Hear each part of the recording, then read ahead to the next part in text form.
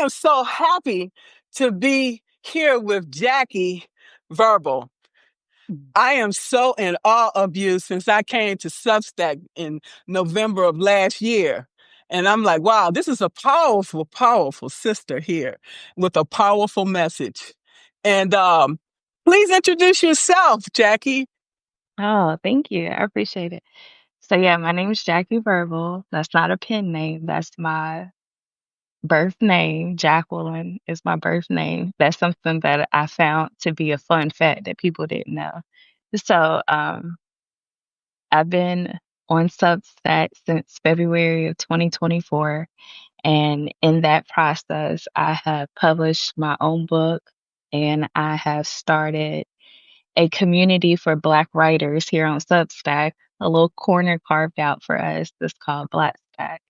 And so from there, I've published a magazine and I've published over 70 Black writers and creators through that. So now we are operating as a nonprofit print publication. So, in a nutshell, that is who Jacquie Verbal is today, because we have different versions of ourselves. No doubt. So talk to us, Jacquie, about your other publication, Chronicles Have Changed. Yeah, Chronicles of Change is my baby. That is the publication where I've been able over these, it's going on 2 years now, but I've been able to just document my life and document every single part of my life that I've had to pivot. So whenever I started my journey leaving North Carolina, coming to California, the pivot process was something that I really, really struggled with so bad. And I found that writing was the only way for me to identify that I was in a moment of pivoting. And so I had to learn how to embrace the change that I would have to make as a person in order to navigate that pivot. Because you can't be the same person you was in the beginning when you're trying to make changes and pivot. You have to change. And so I didn't want to keep a paper journal or a paper diary because I was traveling. This was during a period where I was what some would consider unhoused. So I didn't have a permanent address and we were living Airbnbs and like RVs and what do you call those vans that they turn into like a living space, a converter van, I believe. Um, so this was a period where I was like down Okay. and the internet was like where I wanted to hold everything because on my journey, I realized that there's so many people that show the pretty parts of the journey, but they never show the parts where you have to actually make it through. They always Mm. show once they've broke through. And so I was like, I need to document this because there has to be somebody going through this. And that's how we got here. I just been documenting this whole process. That's amazing. So, can you talk to us about your earlier journey before your before writing? Yeah. So uh, before writing, I was very deep into a spiritual journey. So I was what I like to consider now on a self discovery journey. I was really focused on being a better person. So my environment raised me to believe that I was the problem. And so I thought that there was something wrong with me and that I needed to figure out what was wrong with me. Well, on that journey, I found out it wasn't too much wrong with me. It was a lot of conditioning that I had been raised with, and that conditioning benefited certain people. And so once I decided that I wanted to see what life would look like me living for me and not aspiring to be this person because that's what my parents wanted me to be, um, that started making me realize that, wow, this journey is actually really tough, but I can make it through it. And so I began, I remember going through a period where I was just so deep in it that I was like, I'm going to do anything and everything I can to like fix me. And so in that process, I was working as a assistant property manager at an apartment complex. And I remember having a move in one morning and I had to go to the hospital. I had to go to the ER instead of going to work because I was having an anxiety attack when I was driving, but I didn't know that's what it was. I just was like, my chest feels like it's caving in. I like was like, I can't. And so I remember getting to the hospital and the doctor asking me questions, and I was like, all I could talk about was the stress of my work. And she was like, "Ooh, sweetie, we need to pull you out." And I was like, "No, I can't. Like, they don't know how to do this and they don't, and I have to, and my job is." And it was just very apparent to both of us in that moment that I had put pretty much all of my life into working this job. And I was working this job because that's what I thought my family wanted to do. That's like they liked that version of me. They liked how I was living my life. So I had to remain that person. And so the doctor ended up pulling me out of work. And the day that I sent in my note from the doctor, that next day they fired me. And so they fired me for failing a drug test that I had taken a month ago, um, just for smoking, not nothing crazy. So I knew in that moment that that was spirit. Like spirit was clearly pivoting me, going back to that pivot. So in that during that time, that's when I really in just dove deep into the journey of myself. So I became a Reiki master. I learned how to, you know, use my gifts through divination. And I started a business doing that. So I was um I was going by a pen name at that time of the name Trap because I was focused on getting Black people to wake up to what we had been suppressed from for so long. And I realized that the suppression was more of a spiritual thing than a physical thing.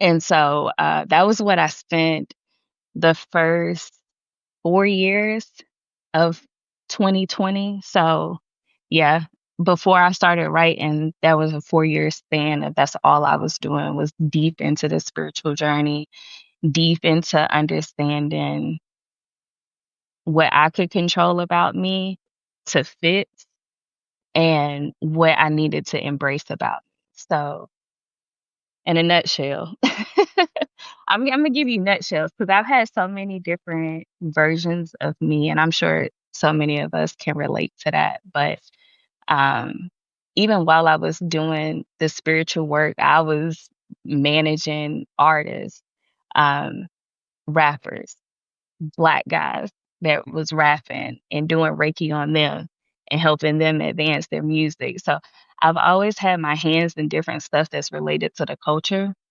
but I've always done it from a very unique standpoint. So bringing me into who I am today, it kind of is like everything happened for a reason. So Chronicles of Change is, that documentation. I Would love you? that. Yeah, yeah, I appreciate that. That is your evolution, okay, from where you came from to where you are now. And that is a signature for people coming behind you to follow, okay? Mm, I never thought of it that way. But if it's paving a path, then I love it. I ain't gonna fight it. When you talk about the support that you provide for all the African American um, writers, I can empathize growing up, being born in the 1960s, okay, during the civil rights movement, and what we had to encounter to get to where we are today is because of the sacrifices that our ancestors made so we can have the privileges that we have today. Mm-hmm. Okay. So um, when you first start at Substack, we're starting at zero. And it's like you feel all your work is going in a deep, dark hole and nobody's listening. However, that is not true. There's a lot of people out there listening and reading our work. Okay. The only thing is, you know, we like to hear from people that, hey, we appreciate your work and what you do because of the impact that we're making. Okay. Because growing up, that impact was not recognized. We were not valued. Okay. We were ignored. We were considered less than, not just by, you know, uh, sometimes our own family, but our workplaces. And that's why we decided to walk away, because as much as we tried to give, it was never enough. Okay. Which, when one door closes, another opens. And it allows us now to utilize our gift in the ways that feels genuine. Okay. That is valued. And so I applaud you for that. It takes a lot of courage. It takes a lot of courage. Yeah, it does, especially I like to call it I dream out loud. And that is very hard because while you have people that are cheering you on, you also have people that are kind of like, I hope her ass, you know. And you don't know that there's people actually thinking that because everybody is excited and cheering you on. And sometimes those people are cheering you on too. So the dreaming out loud part has been what I feel is spirit's gift to me and kind of like my soul mission that I have to show people and inspire people to see that no, you can dream and you can dream big. And it's gonna work out for you in ways that you might not have even imagined, mainly because you stayed a course. It's not because you did the right thing at the right time or made the right move.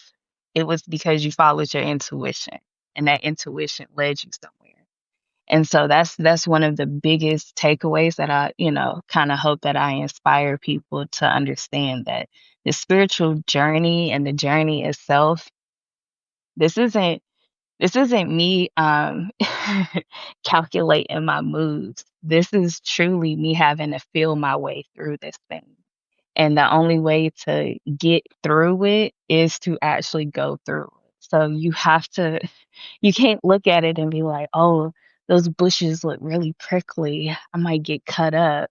You just got to trust that you can get through it. You just got to trust that you can get through it. But I want to thank y'all. I see y'all in the comments. Thank y'all. I appreciate y'all. We can take a minute out here and I'll check out the comments. Let's see. I'll start up here. I'm gonna start at the top. Joy said good morning. Let's see. Rhea said to touch so many heart brains. Okay. Let's see. Lamar said catching it. Love when things align. Hmm. Ashley says we support you. She said we love you guys. Let's see. Stephanie just Re- said we are the examples coming for the ones coming behind us, and I couldn't agree with that more. Reverend Evelyn says good morning. Let's see. Hey Ashley, girl. Stephanie say Jacquie in the building. I told you I don't do talking lives. I'm always on here trying to like be productive. So Okay. this is a fun little break. We could call it a Uh, break. Hey, Dr. Tay. Evelyn said Jackie also has a spiritual strength. The ancestors are with her in a mighty way for sure. Mhm. Thank you so Okay. much for that. I agree. Stephanie said, shout out to the haters that are cheering us on. LOL. Yes. They Brett, don't even realize it's love too. It helps push us. So yeah, I like yeah, that. I agree. But one thing I have to say, I am intuitive and an empath. I can tell because I get these negative feelings. And so it'll tell me that person doesn't mean me any good. Okay. So I just, sometimes they say, keep your friends close and keep your enemies closer. Yeah. Because as we know, most regimes go on the inside. Yeah. So you can utilize that person, to send your message out, whatever. They have a role too to play. Yeah, I like that. Works for the military, okay? Ah, yeah. Everybody got a role. Absolutely. Even if that's exiting out the door. Mhm. So this is about you. So I really appreciate that you give Black writers an opportunity. It reminds me of the Renaissance, Harlem Renaissance. Mhm. Okay. Yeah. I it wasn't until this year that someone pointed that out to me. They were like, "Oh, you're like the new Renaissance." And I was like, that is a pretty big task, but when I stepped back and really thought about it, I was like, wow, it is. Um, this was not, well, let me put it this way. This was all by design, but not my design. So, exactly. Sometimes we have life missions that we don't even know that we're going to be a part of. I'll tell you a quick story how I even thought about bookbinding. There was this there's this white man that used to come to the coffee shop that I worked at all the time. And I was in college. I'll never forget. And he used to bind these books, and he used to just sit there and hand stow these books. And he always come in with his briefcase. He had this real long ponytail. So he was the type of person we were living in the 2000s, but he looked like he came out of the 1800s. So he was the type of person that you're going to look at him and you're going to remember him. So he used to come in all the time. Now you take his order, we have conversation. So a few years later, I'm out of college and I live downtown in my hometown, Greensboro. And so there's this coffee shop that we all, and I say we all because it's like everybody in the city kind of went to that coffee shop. And he was there, still Mhm. binding books. And again, this is a person that you're not really going to forget because of his aesthetic. So I go up to him and I was like, "I don't know if you remember me." And he's like, "Jackie, where you been?" And I'm like, "Yes, you remember me." I was like, "Teach me how to do what you're doing." Because I haven't seen nobody do this. I don't even know what it's called. And he was like, "It's called bookbinding." And so he pointed to the chair and I sat down. And so every day after I used to take my daughter to school, I would go to the coffee shop. I would sit there with him and I would work on my stuff. And then when he needed help, he would teach me the basics of bookbinding. So now, coming back to where I'm at now in California, I sent the first draft of the magazine to Amazon to publish. And I was just really unhappy with the way that it came out. For how much energy and time I put into it, I was like, this just doesn't feel right in my spirit. And then my mind went to, you can make this book. You know how to do this. And I was like, oh, can I? Can I? And so I did a little bit of research and I realized that I could. So fast forward, the community was behind me. So we decided to invest in equipment rather than make a one-time investment in books and then we have to do it again. At least now I have the equipment so I can print as many books as I need to for Black writers. So my mentor from where I am from, Greensboro, North Carolina, she and we talk all the time. I call her my mentor and she was like, "Girl, you need to call me your friend because I don't mentor you. You're the mentor." So I told her about what I was doing with the book binding and I sent her pictures and she saw him and she told him and he was like very, very proud because he it he could understand why I was doing it for the mission that I'm doing it because he was doing it for the same reason, but not he was doing it for his students. He didn't want his students to have to pay for his book. So he made his books for his students that he taught. I know, isn't that just so special? So Yes. that story has always stuck with me. So that I never really got to share why I wanted to bind our books, but it is for me a true act of ownership. So the Harlem Renaissance, a lot of their stuff was published through sponsors. They had sponsors that were not Black that controlled what they could publish. And now we don't have that in 2025, And I just love that for us. So this is why I do it. That's the connection to the Harlem Renaissance to kind of bring it as a full circle moment. I appreciate it. Wow, you are very powerful in what you're doing f- for the present and the future generations. Okay, something that your children can come back and look at this and say, "My mom, my grandma made paved the way for Black writers." Okay, Yeah. And my daughter's actually in the magazine as an artist. Yeah, she's in the very last page of the magazine as an artist. So she helps me bind the magazines. So yeah, it's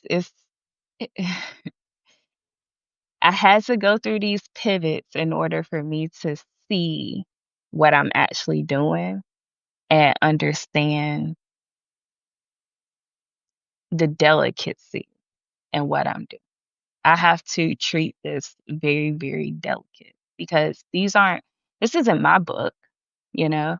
It's not my words. These are the words of 70 Black authors.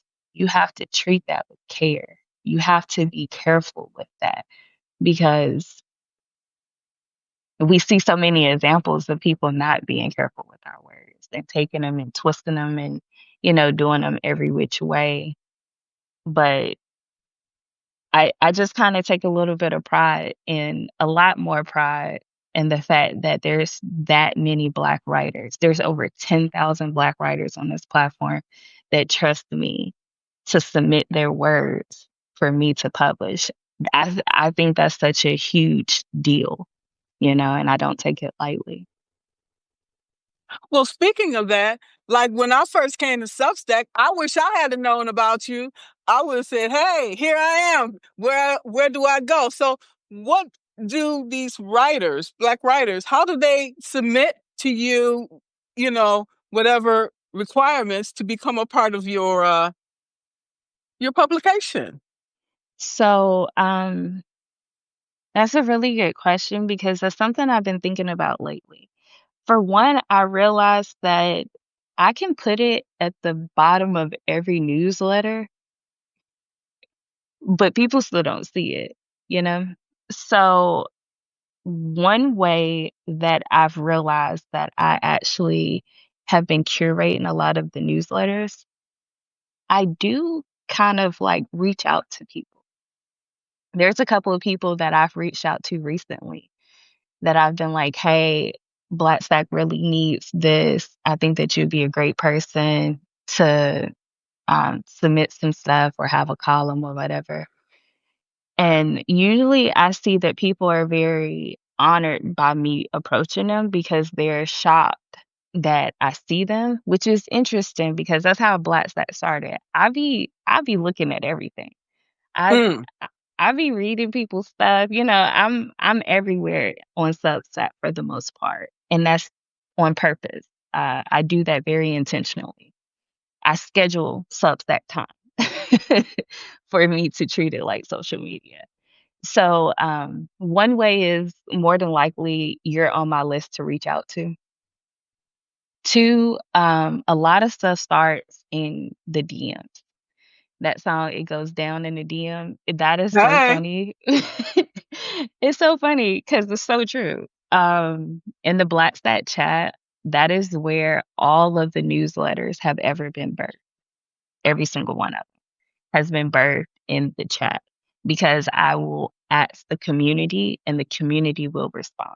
So I will say one of the main ways to submit to Black Stack is to be involved in the community. Because if you're involved in what I'm doing, if you're involved and you're engaging, then you're going to see every single time I post the opportunity. And then that's how people get the opportunity. Um, so yeah, I'm gonna either reach out to you because you're on my list and I see that you're not gonna reach out, or if I haven't posted the opportunity, or by design, the opportunity is gonna present itself and you're gonna have like the perfect way in. I have right now open submissions through the rest of the year, but like I said, I could put it at the bottom of every newsletter and people still don't see it. So I think that's one of the challenges with social media in general. You kind of have to put it in people's face a million times. They say seven, but I think it's a million. Well, they say you can't see the forest for the trees. It's something right in front of you, a gift right there, and you don't even see it. Oh, that is such a you can't see a forest for the trees. That is such a good one. I have to look that up to see that saying. I've never heard that before. I like that. Yeah, I remember all my mom's sayings, and they were true. Okay. Mhm.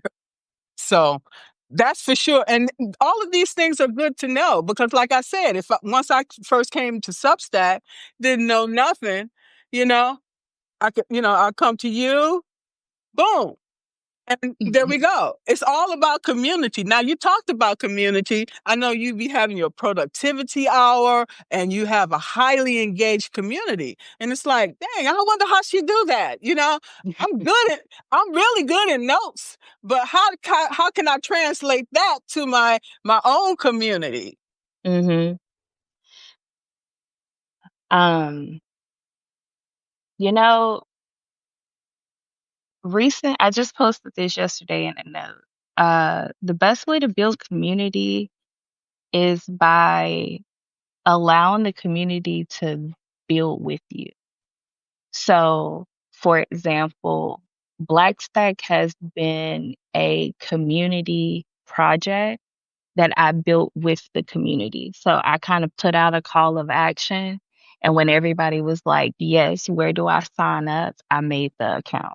I didn't I didn't offer the community something that they weren't already asking for. I just created the space that they needed. And so one way that I will say is to make sure that you're observing the things that everyone's talking about needing or wanting or longing for. And 9 times out of 10, it's something that you're longing for as well. And so once you kind of genuinely talk about it, people are going to respond. And once you get that response, then you go ahead and follow through with the action. Now, how I've been able to kind of shape everything into this really pretty flow that you see, this was curated over time. I didn't come to it knowing, oh, we're going to be doing productivity hours and we're going to do this and we're going to do that. This has literally been, I see the need for it in the community. It's something that I need. I put it out there and people respond. Productivity hour was an idea, and we never expected for it to go this long. We tried it one time, and everybody was like, Monday, Wednesday, Friday, I need this. And then the days kind of switched because my lifestyle switched a little bit. So now we do it on Tuesdays and Thursdays. When I don't do productivity hour, I struggle in my work week because I'm not as productive. It's something about being in community that really fuels me. Community is such a huge part of who I am. So I see that Stephanie had asked about building community offline.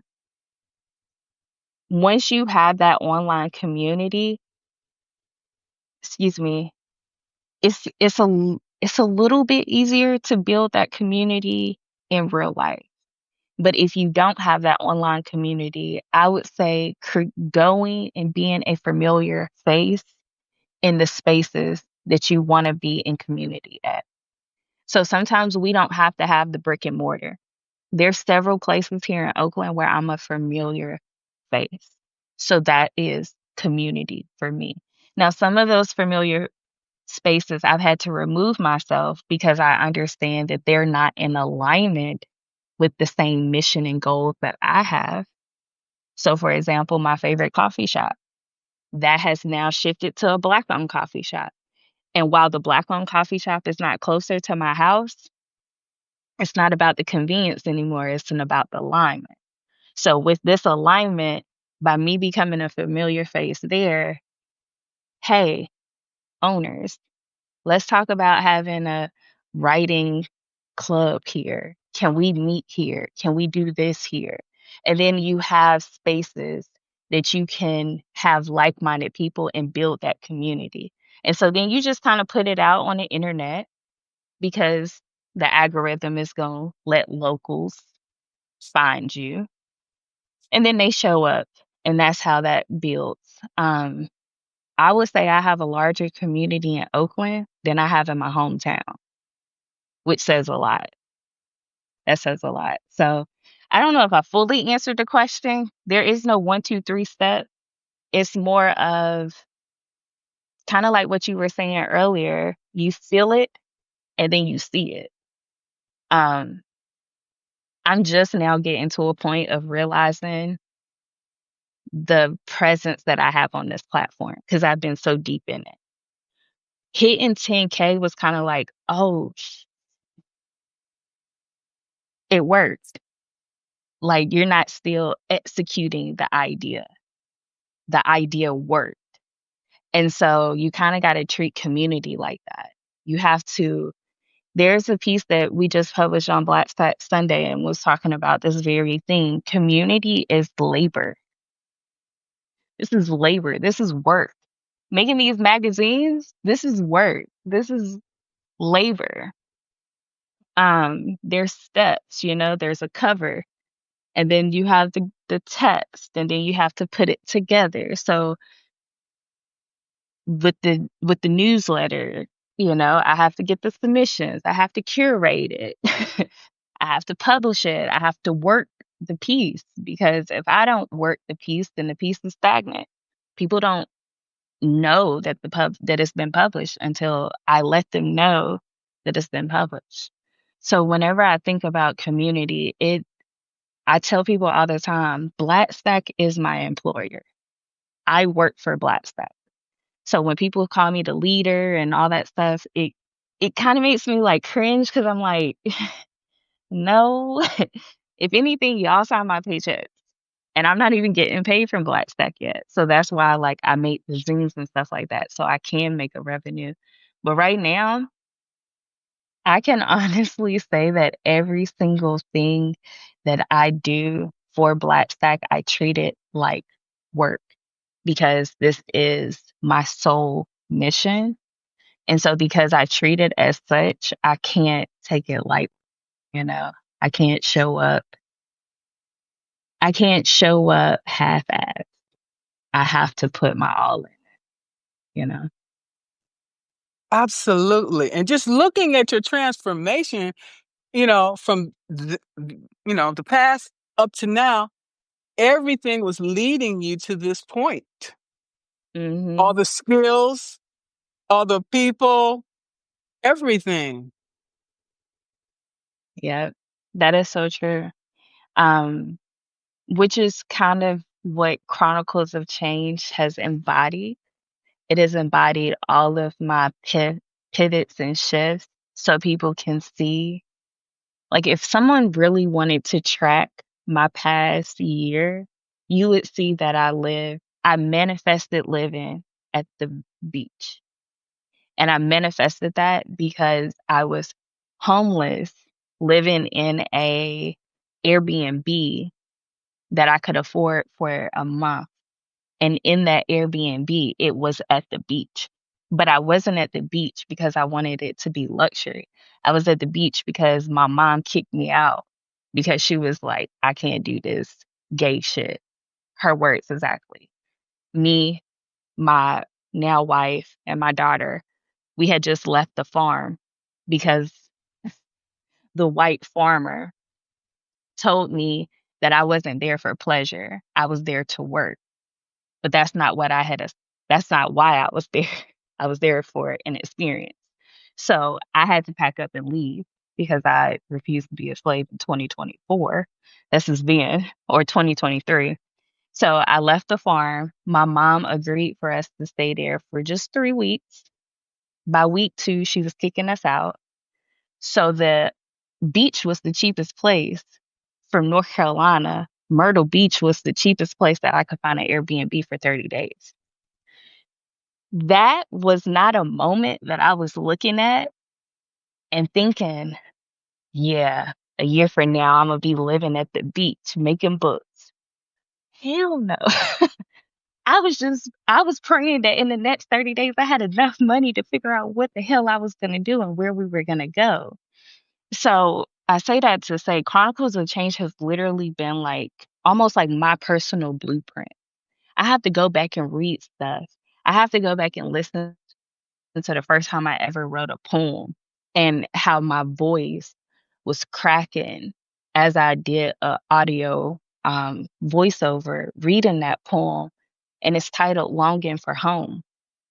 That was a feeling, you know what I mean? That was the emotion that I was feeling. And I have to go back sometimes and read that poem so I can have gratitude for where I'm at now, because now I'm in another place where I'm like, come on, I feel myself having to pivot again. I don't want to do this shit.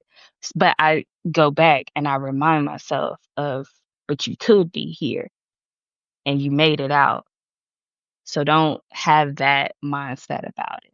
Let's change our mindset and let's co create this next version of whatever life has for us. Because one thing I've realized is life is going to do its thing regardless of how successful you may view yourself.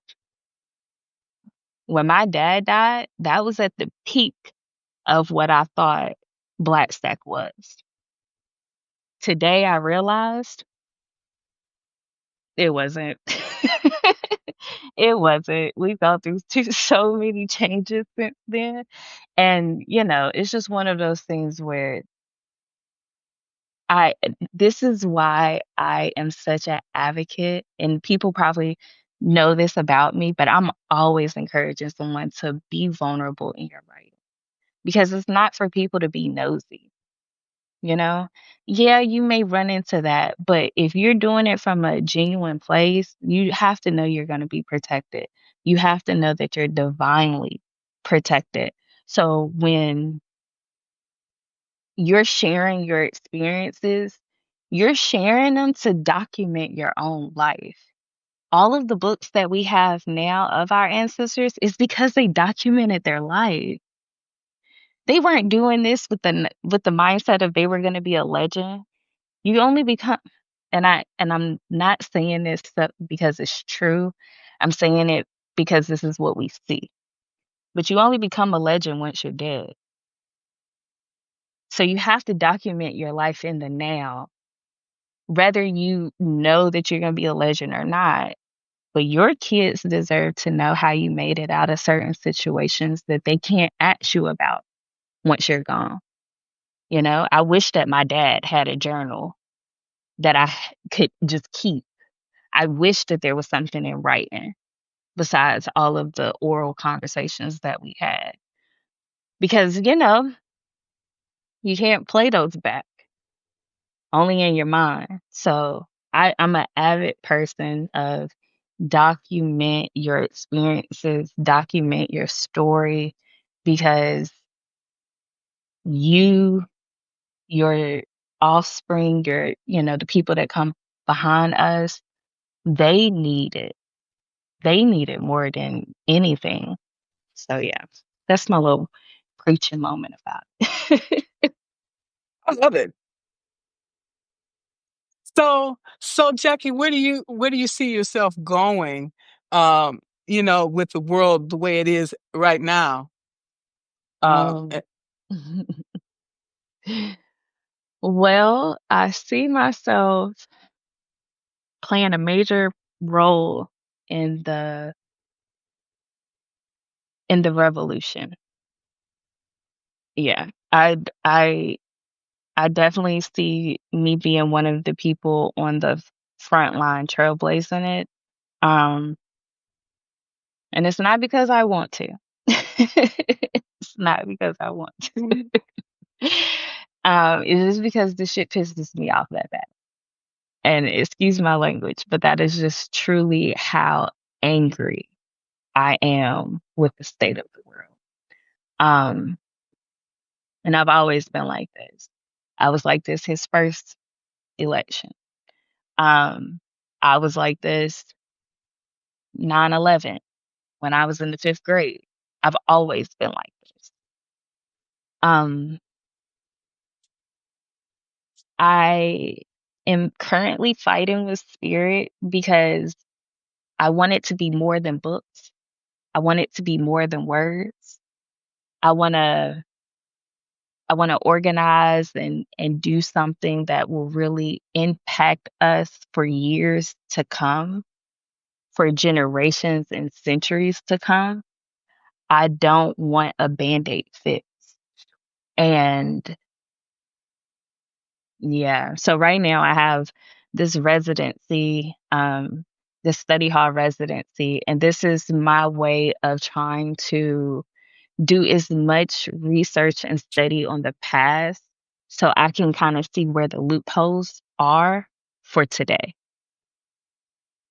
So yeah, I see me not necessarily leading the revolution, but I definitely see me on the grounds in the community doing something when it comes to the revolution. Because I can't just sit back. okay, so what we're looking at is grassroots. Yes, very much, very much.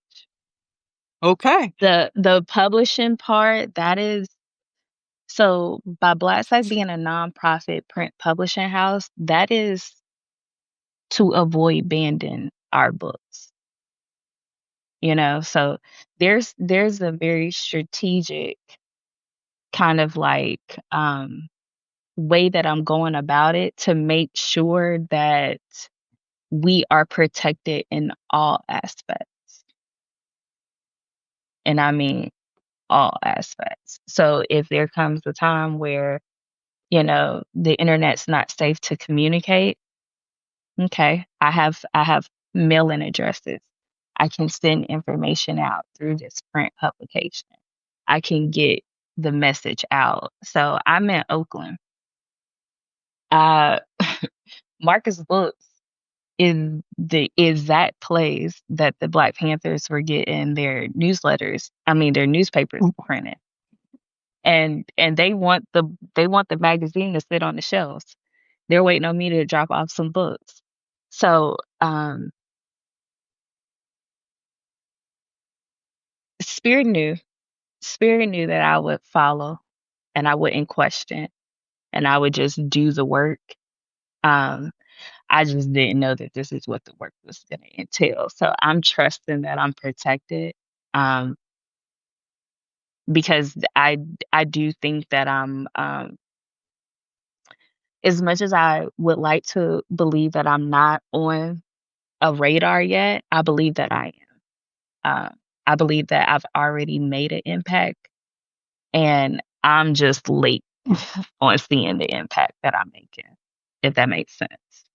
It really does. It really does. We don't realize our own strength and our own capacity until other people bring it to our attention. Oh, really? Yeah, that's so true. Stephanie, I'll see if I can't get you a t-shirt. I think they have t-shirts there. But yeah, let's see. We have some more comments here. Wow. Does Marcus Books have any t-shirts? She said she wanted one. That's Stephanie. Okay. Brandon, you're not the only one. Um, Rachel T. We're minding our black owned businesses, literally. When she talks about that, that reminds me back in the day in was it Oklahoma where they had Black Wall Street and how it was Mhm. how what happened down there was devastating. Yeah, they actually had a Black Wall Street like that in Wilmington, North Carolina, where yeah, they had one in Wilmington, North Carolina and in Durham, North Carolina. And um one of the things that I'm focused on with the research right now is how we can build another one but protect it. I think that's the main thing. Because and this is just my intuitive beliefs, I believe that our ancestors just didn't, I don't think that they even thought that that would be a result, you know? Because who that is focused on improving and being better and becoming one as a people, who's thinking that someone's going to come and burn everything to the ground? No one's thinking that. No one's thinking that. But there are a group of people that are. So because And we're we know aware that. of that, yes, and so because we're aware of it, we don't have to be blind to it. We can prepare for it. So, uh, yeah, I love that. I love that. Working for the government for 39 years, okay? Trust nothing. Okay? Question everything and everybody. Okay? Because Yeah. they'll mention somebody's name you know. That don't mean nothing. Who are you? It could be sent from the opposition, like we see, with the Black Panthers. The government they send in and informing somebody that they can get close enough to get all the information and take them down from the inside. We know that history repeats itself, so we we have to put all these safeguards in place and have all these contingency plans in place. So if we have to make a move quickly, we can do that. We can also Mhm. look at Harriet Tubman and all the other warriors throughout history and see how they moved and see how they use nonviolent resistance and other tactics to be successful. Okay? Yes. Yes. Stephanie, just DM me. Um, I'll I'll get you a link or something. I closed the fundraiser down, but if there's somebody that wants one, then I'll do some special orders.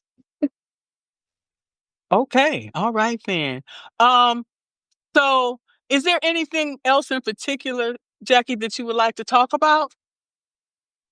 Um, no, we touched on my journey, which is the part that I haven't really talked about before.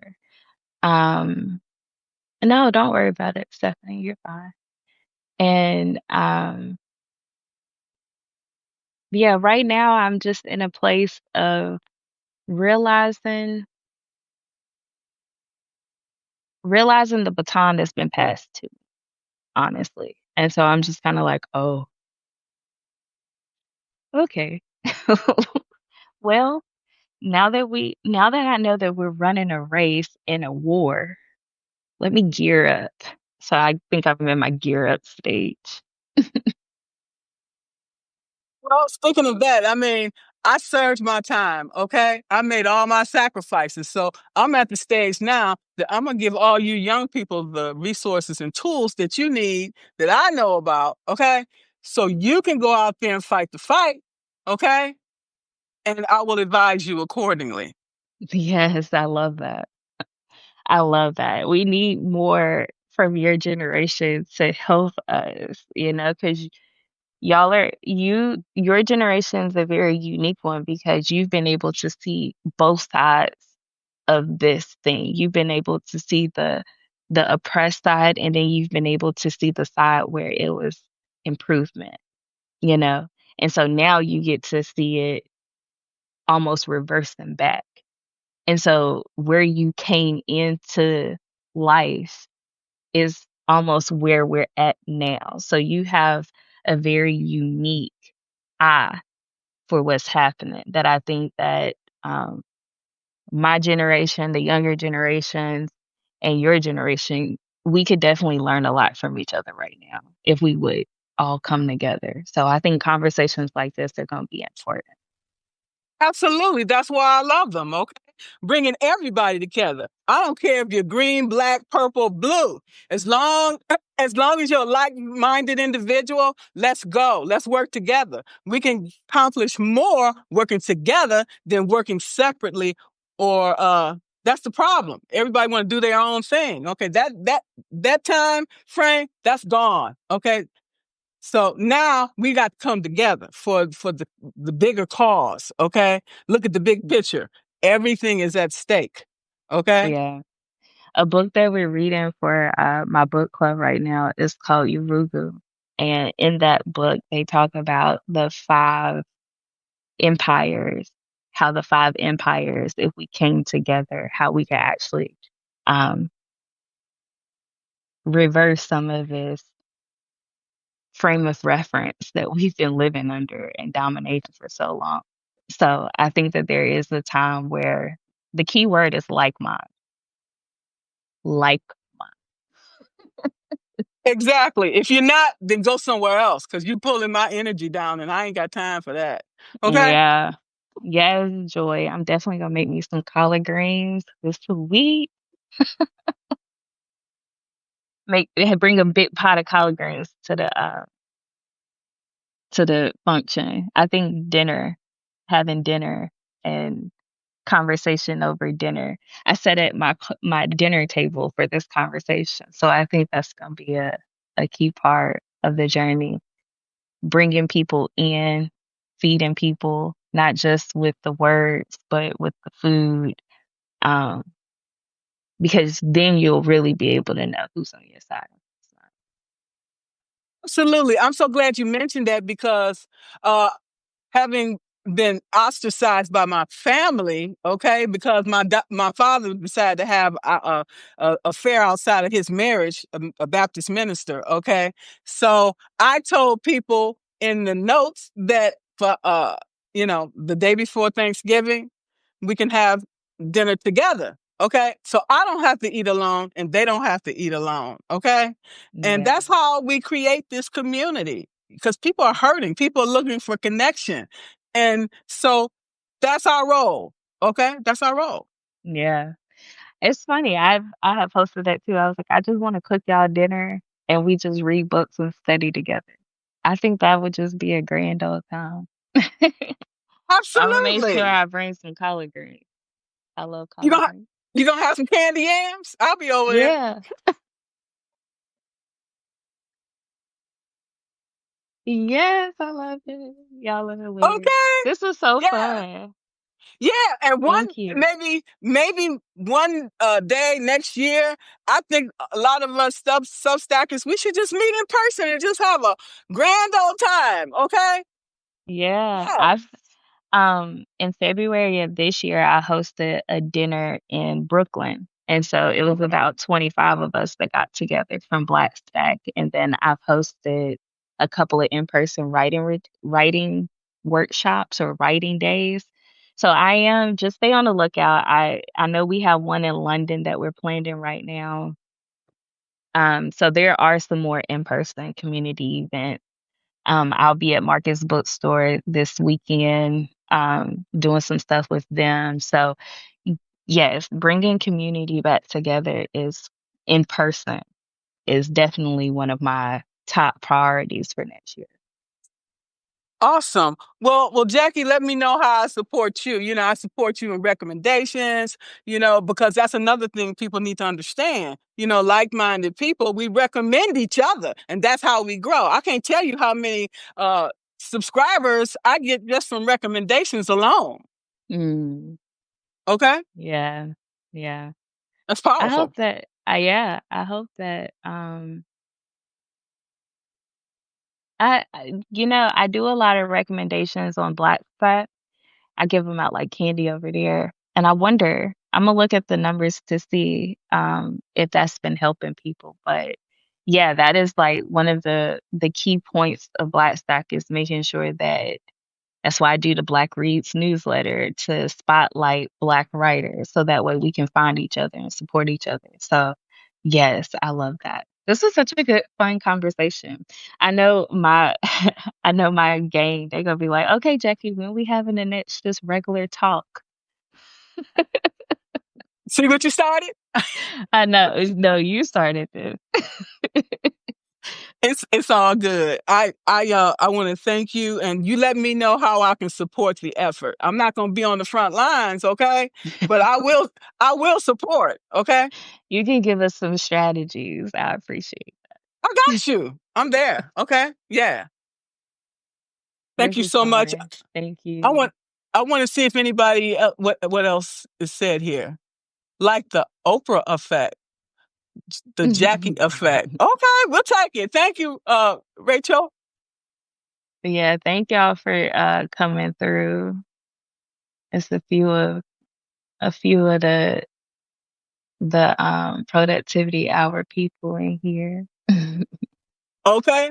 I feel very productive today. Thank you so much. I really appreciate that for real. Mhm. Um, oh, I need that book. Also, Love, again, Love, Margaret's Hands, Gestures.